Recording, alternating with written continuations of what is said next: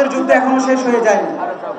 আমাদের মূল লড়াই হচ্ছে দিল্লির আধিপত্যবাদের বিরুদ্ধে।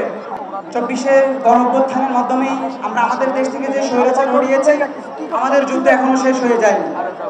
আমাদের মূল লড়াই হচ্ছে দিল্লির আধিপত্যবাদের বিরুদ্ধে। দিল্লি থেকে আমাদের রাষ্ট্রের যে অস্থিতিশীল পরিবেশ তৈরি করার জন্য তাদের যে পদক্ষেপগুলো ছিল, তার যে প্ল্যানগুলো ছিল, তারা সর্বশেষ প্রয়োগ করেছে।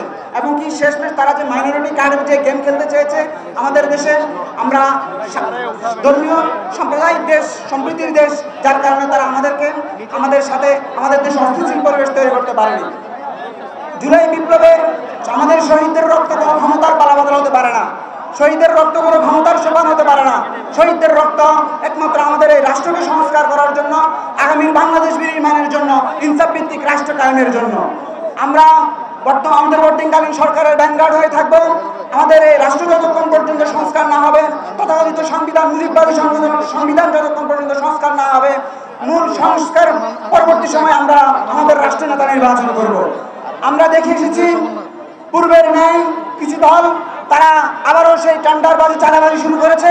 আমরা তাদেরকে উদ্দেশ্য করে বলতে চাই, দিল্লির মদতপুষ্ট কোনো স্বৈরাচার হটিয়েছি, ওয়াশিংটনের মদতপুষ্ট কোনো স্বৈরাচারকে আমন্ত্রণ জানানোর জন্য নয়।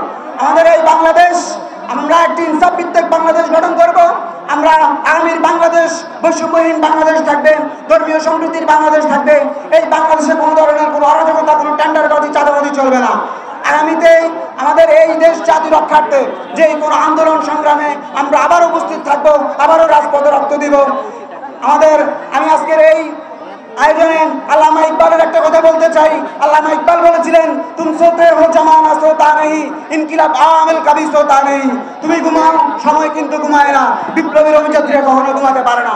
ইনকিলাব জিন্দাবাদ, মুজিববাদ মুর্দাবাদ।